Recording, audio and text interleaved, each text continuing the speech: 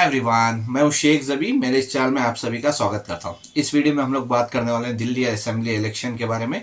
तो वहां पे कैसे कांग्रेस की वजह से बीजेपी जीती और बीजेपी जीतने के बावजूद मोदी जी और बीजेपी क्यों टेंशन में है। ठीक है, तो यह सब जानने के लिए आप पूरा वीडियो देखिए। तो आप सभी जानते होंगे कि आम आदमी पार्टी और कांग्रेस इंडिया अलायंस में थी, लेकिन शायद इस इलेक्शन से पहले कुछ उनकी बनी नहीं थी। दिल्ली इलेक्शन से पहले तो शायद वो टूट गई थी, तो कांग्रेस ने सेपरेट लड़ना डिसाइड किया था। तो यहाँ पे सेपरेट लड़ना उन्होंने डिसाइड कर लिया। तो यहाँ पे प्रॉब्लम ये थी कि क्या कांग्रेस बीजेपी को जीतने में सपोर्ट की है।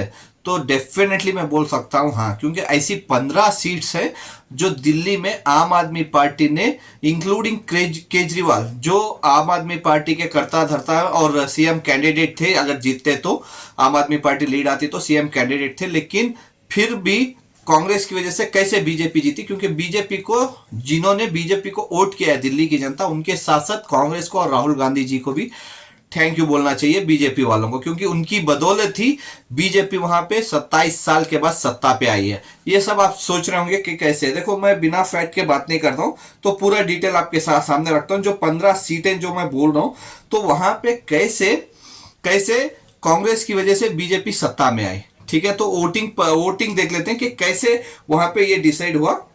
देखो, पहले जान लेते हैं कि मैं पहले ये बता देता हूं कि कैसे वहां पे 15 सीट्स जो आम आदमी पार्टी को जीतते जीते बीजेपी की झोली में गई कांग्रेस की वजह से। एक तो वो हो गया, और दूसरा बीजेपी वाले जीतने के बाद भी, बीजेपी जीतने के बाद भी वहां पे बीजेपी वाले और मोदी जी टेंशन में ही है। वो भी मैं बताऊंगा। पहले ये जान लीजिए कि 15 सीट्स कौन सी हैं वो।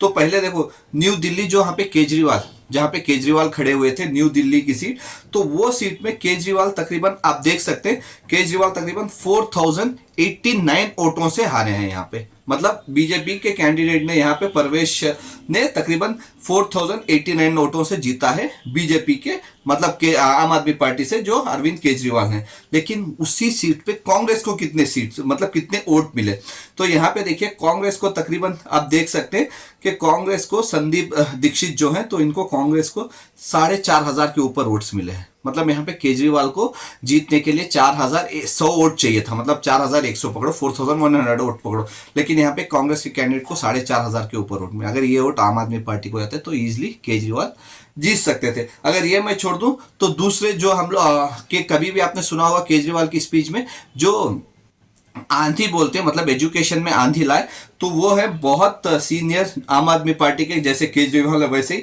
मनीष सिसोदिया। तो मनीष सिसोदिया भी यहाँ पे हार गए हैं। तो मनीष सिसोदिया कितने वोटों से हारे आप देख सकते हैं, तकरीबन 675 वोटों से, सिर्फ मतलब 670 के ऊपर वोटों से इन्होंने हारे यहाँ पे। तो यहाँ पे जो हारे हैं, तो यहाँ पे देखो कांग्रेस को कितने वोट्स मिले हैं। तो कांग्रेस को यहाँ पे तकरीबन 7350 वोट्स मिले हैं, 7350 वोट, जबकि आम आदमी पार्टी को जीतने के लिए सिर्फ 700 वोट चाहिए था ज्यादा से ज्यादा। लेकिन यहाँ पे देखो, ये वोट्स की वजह से देखो ये सीट भी यहाँ से चली गई। तो इसके बाद 2 सीट्स तो यहाँ पे हो गई, और इसके बाद बात कर लेते हैं तीसरी सीट की, जो देखो बदली सीट से। तो यहाँ पे देखो आम आदमी पार्टी तकरीबन 15,000 के ऊपर के वोटों से हारी है। ठीक है, 15,000 के ऊपर के वोटों से यहाँ पे आम आदमी पार्टी हार के है। लेकिन यहाँ पे कांग्रेस के, अगर देखो आप देख सकते हैं, जो आम आदमी पार्टी है तकरीबन 15,000 वोटों से हारी है, लेकिन यहाँ पे कांग्रेस के कैंडिडेट को कितने मिले हैं, 41,000 वोट, 40,000 के ऊपर वोट्स मिले हैं। तो सोच के देखो, तो ये सीट भी इजीली आम आदमी पार्टी जीत सकती थी। और उसके बाद अगली सीट्स की बात करें तो छतनपुर की सीट की बात करें, तो यहाँ पे देखो 6200 के ऊपर से आम आदमी पार्टी का कैंडिडेट हार के है यहाँ पे। ठीक है, लेकिन वहां पे कांग्रेस के कैंडिडेट को कितने मिले हैं, 6600। जीतने के लिए आम आदमी पार्टी को तकरीबन 6300 भी मिल जाते, तो डेफिनेटली यहाँ पे आम आदमी पार्टी का कैंडिडेट जीत सकता था। आप ये देख सकते हैं कांग्रेस के कैंडिडेट को कितने मिले। अगर ये छोड़ू तो आम आदमी पार्टी में जैसे केजरीवाल है, मनीष सिसोदिया, वैसे ही सौरभ भारद्वाज, तो इनका भी बहुत बड़ा नाम था, लेकिन ये भी अनफॉर्चुनेटली ये भी हार चुके हैं दिल्ली में। तो ये भी हार चुके हैं, तो ये हारे हैं तकरीबन 3100 या 3200 के वोट के करीब हारे हैं। तो उनको हराई है वहां पे शेखर रॉय करके। तो आप देख सकते हैं 3200 तक अगर इनको वोट मिल जाते तो ये भी जीत सकते थे। तो वहां पे उस सीट पे कांग्रेस कैंडिडेट को तकरीबन 6700 के ऊपर वोट्स मिले हैं, 6,700 के ऊपर। सोच के देखो, यहाँ पे 3,200 चाहिए था आम आदमी पार्टी के कैंडिडेट को, लेकिन 6,700 वोट कांग्रेस के कैंडिडेट को वोट पड़े हैं। तो इस वजह से ये सीट भी आम आदमी पार्टी के हाथ से निकल गई। अगर उसके बाद अगली सीट्स की मैं बात कर लूं, बड़ीपुर सीट्स है, तो वहां पे देखो रेखा बिरला जो आम आदमी पार्टी के कैंडिडेट थे, जो शायद पहले से भी एमएलए थे, तो वो हारे हैं तकरीबन यहाँ पे 10,900 के करीब वोटों से यहाँ पे हार के हैं। ठीक है, 10,900 के करीब वोटों से हारे। लेकिन वैसी सीट पे अगर कांग्रेस कैंडिडेट की बात करूं, तकरीबन 18,000 वोट तक इनको मिले हैं। आप देख सकते हैं कि तकरीबन 18,000 वोट तक मिले हैं इनको। 18,000, तो सोच के देखो 11,000 मतलब 10,900 वोट, तो अगर 11,000 वोट चाहिए था इनको अगर जीतने के लिए, तो यहाँ पे तकरीबन 18,000 वोट कांग्रेस कैंडिडेट को गए। तो ये सीट भी कांग्रेस की वजह से गई इनकी, आम आदमी पार्टी की। अगर उसके बाद मैं बात करूं तो मालवीय नगर की, तो मालवीय नगर में देखो तकरीबन 2,130 वोटों के करीब यहाँ पे आम आदमी पार्टी के कैंडिडेट हार के हैं।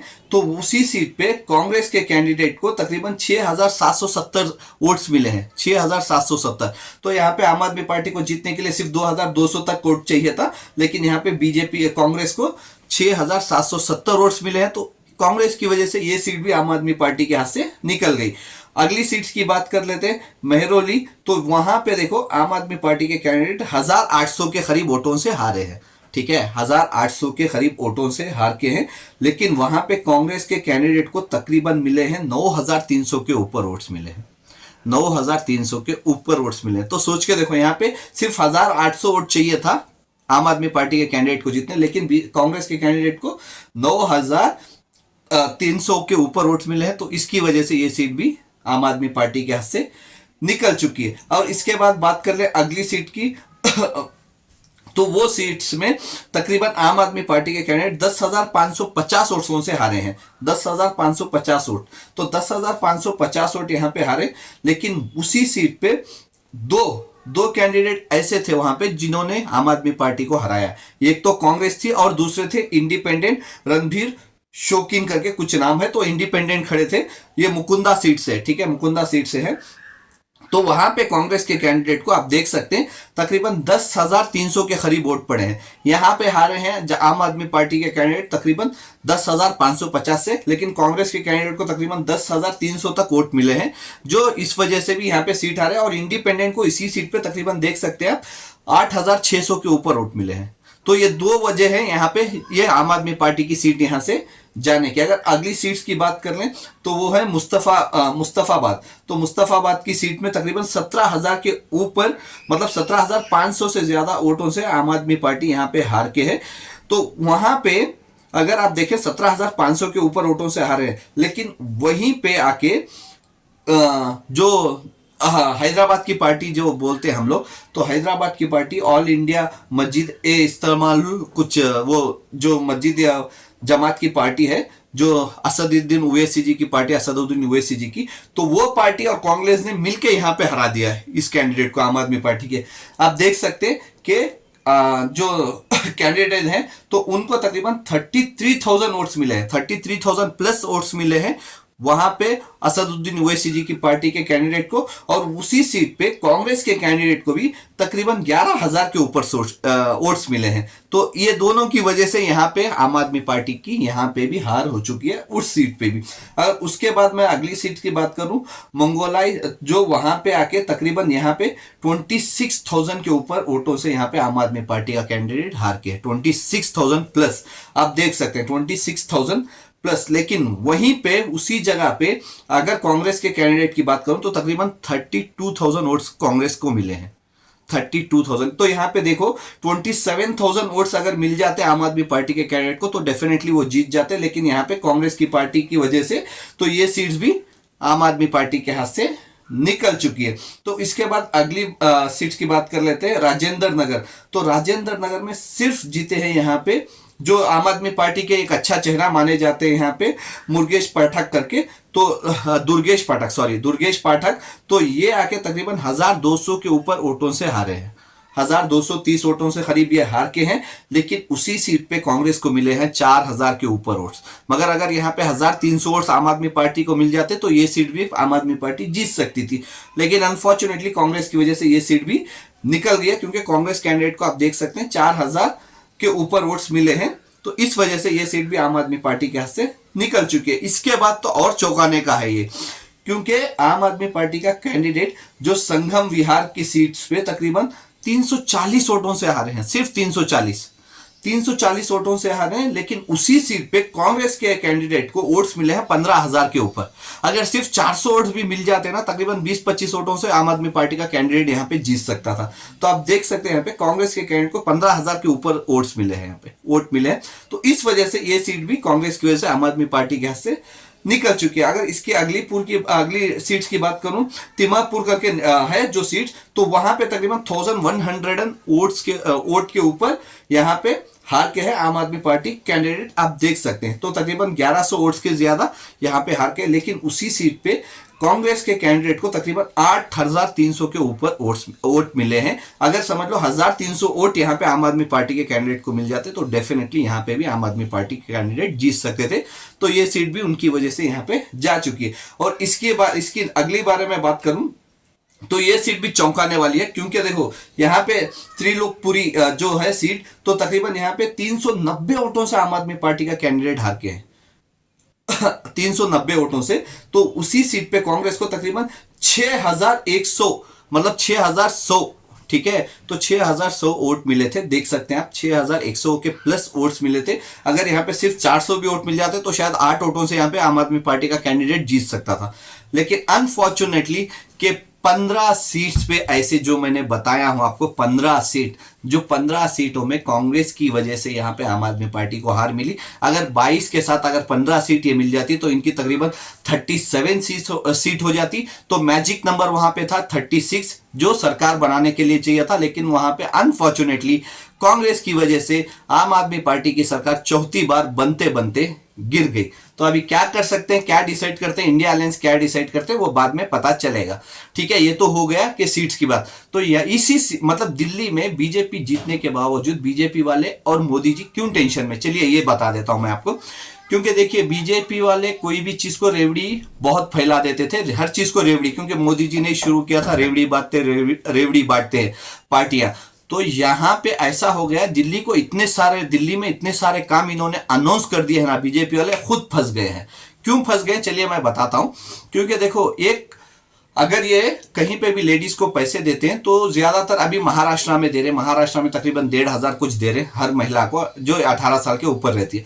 तो वैसे ही मध्य प्रदेश में भी तकरीबन 1,200 या 1,500 वहां पे भी देते, फिर हरियाणा में देते, ठीक है।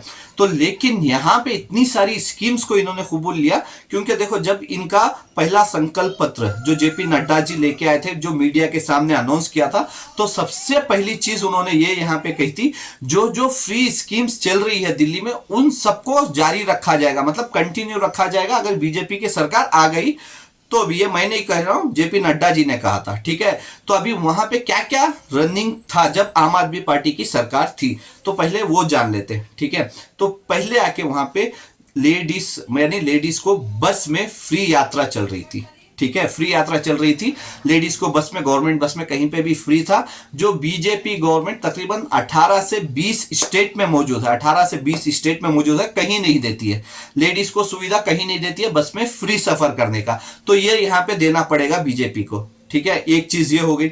अगर इसके बारे में मैं हटा दूं तो उसके बाद एजुकेशन, अगर एजुकेशन की बात करें तो आम आदमी पार्टी वहां पे जोर शोर से वहां पे अनाउंस करती है कि हमने एजुकेशन फ्री किया, स्कूल ऑफ एक्सीलेंस बनाया, बहुत सारी स्कूल्स बनाई है, तो वो फ्री रखनी पड़ेगी। जो आपको मैं एक बात बोल दूं कि मतलब बीजेपी पूरे इंडिया में कहीं पे भी एजुकेशन के लिए काम नहीं करती है, ओपनली बोल रहा हूं।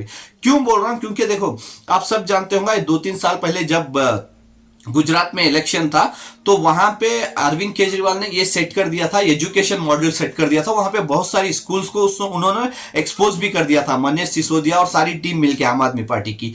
तब मजबूरी में जाके वहां पे स्कूल की बात करनी पड़ी मोदी जी को, हिंदू मुस्लिम का छोड़ के, क्योंकि ज्यादातर हिंदू मुस्लिम ही चलता है बीजेपी में।